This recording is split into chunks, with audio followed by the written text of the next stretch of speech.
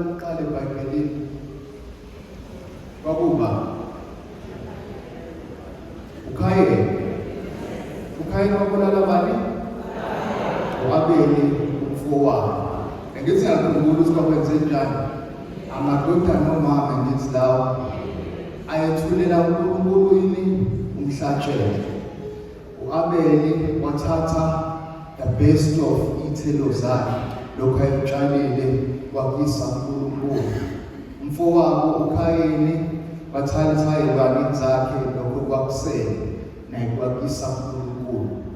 uNkulunkulu wawuthokozela umhlatshelo ka-Abeli womqabo kaKhayini. uKhayini wasenzani? Wathatha umfowabo wamyisa ehlane, wafika wamenzani? Wambulala. Uma ebuya uKhayini uthini uNkulunkulu kuyena? Umbuzo ukuthi uphi umfowenu? Aphendula athini uKhayini? Angimazi, ngabe ngumlindi wamfowethu yini? Am I my brother's keeper? uNkulunkulu akawuphenduli loyo mbuzo. Khona uprofesa uthi iBhayibheli lonke-ke libhalelwe ukuphendula wona loyo mbuzo. Ngabe ngingumlindi womfowethu yini? Am I my brother's keeper? Esifundweni sevangeli esiceda ukufunda namhlanje, uMatewu uyakufakazela lokho. Uthi uMatewu eqinisweni kahle kahle singabalindi abafowethu nodadewethu. Uthi we've got a responsibility for each other. Kaphoqa ukuthi sinakekelane. uPawuli usebenzisa umzekelo uthi ibandla limumzimba kaKristu. Ngithi uthi uKristu uyinhloko bese thina singamalungu akha lomzimba owodwa. Usake wathi umuhambe endlini hamba ngeenyawo wakhahlela isicaba noma i-coffee table ngocicama ukhiphe namagama ungacabanga ukuthi ungakwazi ukuwakhipha ngomlomo wakho. Uthi umncane kanjena kodwa kuba buhlungu kube ngathi kuphuma la emadlebeni. Ayikho iphathi yomzimba wakho enga-affecteki yiloba buhlungu bacicane, ngoba konke lamalungu kanjani ahlangene ayasebenzisana. Kade kukhula bekunenkinga yamabanga. Nawazi amabanga wisdom teeth. Uma u4 ayikakhuli kanje ayikhula wonke abhekelele. So ephusha konke lawa lana ngaphezulu nangaphansi. Musa kwaphathwa ibamba uyabazi ubuhlungu. Kwakuqaqamba wonke amazinyo. Kube ngathi sekufika nala endlebeni. Gcina usunamafinyilo ongawazi ukuthi wathathayo. Amehlo abelovu, uphathwe ikhanda. Kushona ilanga kube ngathi ugijima imarathon. Umzimba wonke awusafuni lutho. Leya phathi encane i-affecta umzimba wonke. Thina samalunga lomzimba. Fanele omunye wethu umehlukumezekile. Fanele sihlukumezeke sonke. Uma omunye wethu engajabulile, fanele singajabuli sonke. Uma omunye wethu ehluphekile, fanele sihlupheke sonke. Ngoba singamalunga alomzimba. Ngoba singabagcini abafowethu nodadewethu, with our brothers and our sisters keeper. Yabakhumbula lapho bhuti ngisakhula manje kwakuthiwa ama-kids, manje sekuthiwa obhuti abaphandayo. Mekushone oyedwa wabo awudingile ukubuza, kuyazibonakalela. Ngobani? Bayabhekelelana, bayafika, bayasaphothana. Nalaba abaskema namakhadi kuthiwa bashaya ikhadi. Mekushone oyedwa wabo awufunisi. Uzobona ngey'moto ezipinayo ney'bhamu ezitshulayo, uzobona ungakangeni ukuthi kushone omunye wabantu abanje. Bona bebodwa bayabhekelelana. They care for each other. They understand ukuthi they are each other's keeper. Abavumi omunye ukuthi ashone phansi bengashonanga phansi bonke. Abavumi ukuthi omunye ahlupheke bengahluphekanga bonke. Phokwenzakalayo abakhona. Seems like ithina kuphela igroupu engabhekelelana. Ikholwa kumele hlelwe okubi uba uqala uhlekayo. Elinye ikholwa. Ikholwa kumele hlupheka ubophuma phandle ayohleka kuqala. Elinye ikholwa. Sikugroup eyodwa kodwa asibhekelelane kuyona le group. Sengathi omunye nomunye ubheke kulokho okuzosiza yena, angendaba nomunye uzosibonela. Inkinga yethu ngathi singamakholwa besahleli lana kuphela. Meke saphuma kulendlu omunye nomunye kuhamba yozwayela uthwayi lakhe. Sikhohlwe ukuthi sangamalunga omzimba munye. Mina nawe sine responsibility yokuthi sisizane. Yakhumbula indaba yaLazarus nesigwili. Nakhumbula uLazarus wahlala phi? Wahlala egeyithini lalomuzi walesigwili. Thiwa uLazarus ehluphekile njalo, sitshela ngokuthi wayeseneyilonda okwafika izinja zokhotha lezo zilonda zikaLazarus. Sigcineni ke afa uLazarus ahambe yaphi ayohlala esifubeni sika-Abraham. Size nalesicebi sabe sithi thiwa sesifogweni. Hayi ngoba kwakuyisicebi esasenza okukhulu. Hayi ngoba mhlawumbe kwakuyisicebi esasihamba ebusuku noma esasitshotshwa izinto zabanye abantu. Singeniswa yini esifogweni? Ukuhlupheka komunye umuntu kwakungasamthinti yena. Ukuthi omunye umuntu uyadinga yena unomningi kwakungasawenzi umehluko empilweni yakhe. Wayesezinake yena nabomndeni bakhe nalabo abahleli nabo. Omunye nomunye wayezosibonela ngoba bahlangene nabo. Ileyo lokuphela emphosisi ogwini.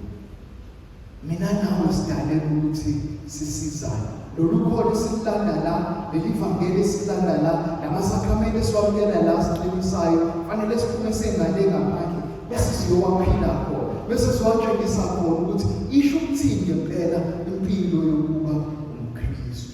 UbuKristu abuphilwa esokweni. UbuKristu ubuphila emphakathini esikuwona. Sabakholwa sonke la, asidingi ukuthi ushumayeze thina. Sidinga ukuthi uyoshumayeza laba abangamazi uJesu, laba abangakayitholi lemfihlakalo yakhe. Uma uphuma ekhaya uzwa kamakhelwane umama khona eshawa ile botolo le ndoda yakhona. Wena usubuka isikhathi uthi ayibeke ngizoba late nemhlanganweni, usahamba esontweni awusondanga lutho ngalelo la. uNkulunkulu omthumbisanga ngoba ukholo otshengisanga lapha emphakathini. Wena mama uthatha isitokfela namarasi awu-17 amazafika kwisilindo endlini, uyazi amakhelwane balambile ncamuthi wonke lamarayisi adliwe iy'lwane wambiwa wachitha emnyango. Awukakayiqali impilo yokholo ngoba ukholo uziqala ngokutshengisa ukuthi sinakekelane thina sisodwa. Before you can be a good Christian, you've got to be a good human. Ngaphambi kokuthi ube yikholwa right, fanele ube umuntu oright. Fanele lolu lana hambe uyotshengisa ngaphandle ukuthi kahle yini le ngakho ithole emagumeni, yini ekwenza wena ukuthi uhluke nabo bonke abanye abantu abangakamamukeli uJesu, abangakayiphili le mpilo yokholo. Uphendula lo mbuzo waKhayela.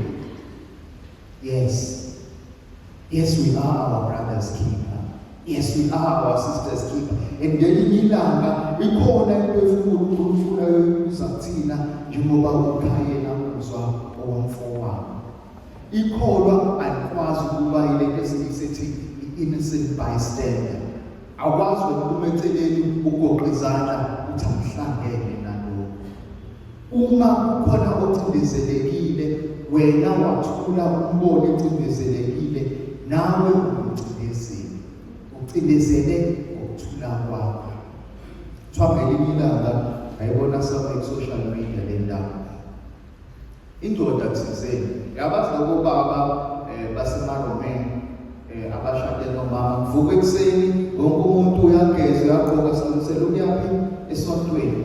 singene emotweni yena afika lapha egate adilike umama sidilike ingane ahamba ekhaya yokuyibona nizomfonela bese ni-right uyazomlanda ngithi yesonto yenza umsebenzi ukuba uber drive thina kuphela isize esontweni ngelinye ilanga kufike lento athi yasuthini uzoya esontweni namhlanje athi umama akabonga ungabonayo ayino ngempela agqoke isuti yakhe enhle baba ngalelo langa simuseluke esontweni fabengena esontweni athi umama ngifuna siyohlala lapha yangaphambili kwibhenji lokuqala ufuna ufaka konke ukuthi kuze indoda yami esontweni ufuna noma sibani babone ukuthi lethu umuntu wami namhlanje esontweni mhlawumbe lana liqhubeke imisi hambe kahle ngesikhathi sokushumayela California lendoda athuka father ayibuke nkosikazi wakhe athi musho kumele kufike endlini mina nawe akho lento uyizwe lento yokuvuka kwenzakala lendoda shawa amahloni cishe ifoni yayo iphume ngomnyango iqale ijuluka ithuswa yilento iqeda kwethu esontweni umfundisi bemvulela amehlo amakhulu amangaka unkosikazi wakhe la eceleni kufanele ngakumnika isupport kwayena usemjikele iphume lento iphume ngegate lasesontweni angapheli ngisho imisi trathi iphuma njena yahlangana nebhayi ekhoneni yangena yathola uwani ukwehlisa lomoya osithuleka tisaphuza kanjalo ithi yaphenduka ngendololwane ishaya ubhiya la umuntu obeseceleni kwakhe uwe ubhiya phahlazeke phansi chithe ubhiya uthele umuntu okhona ebhayi thwala izandla ekhanda ithi bazomgwaza-ke uma esontweni ngenze njeyana abacisha bangidla ngempili la ekhaya bazomgwaza ngempela kodwa kunalokho izwe isandla esimgaxayo lento lebiseceleni kwakhe ethi hayi yathemba ukuthi right ungazikhathazi kakhulu nalokhuya lezinto ziyenzeka ithi bartender uma unenkinga wendoda khuluma ingakho mina ngihleli nayo kuthi omunye laphayana athi khuleka baba irawundi elandelayo ikumina ungabusazikhathazi ithi le ndoda esontweni ngenze iphutha bacishe bangidla ngiphila la ematshwaleni ngenze iphutha sengathi wonke umuntu olana uya-understand ukuthi iphutha liyenzeka fanele ndoda ayikaze ukuyela esontweni after that kodwa-ke futhi ayikaze yayishiya leyo ba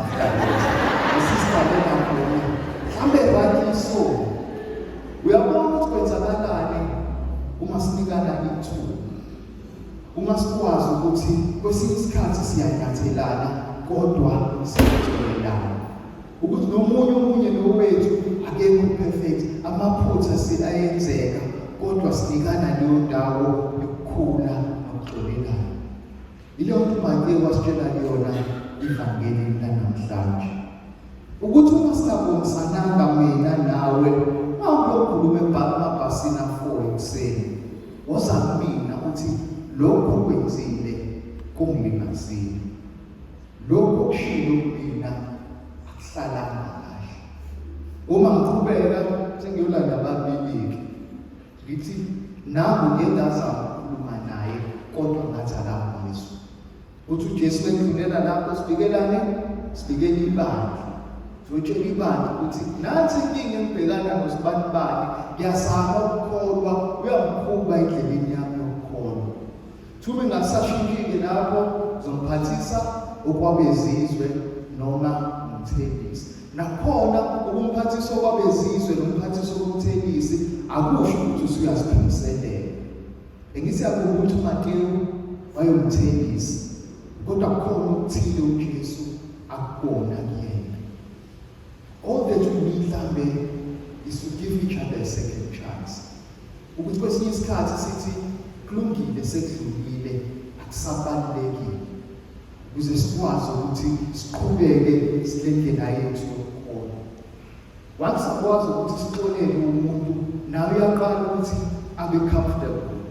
Uyaqala ukuthi azizwe lo muntu. Iyona indlela kuphela la siyowinela uKristu amanye amalungu. Iyona indlela kuphela la esibizela abantu kulombuso kaNkulunkulu esikholwa kuwona kangaka. We are our brother and our sister's keeper.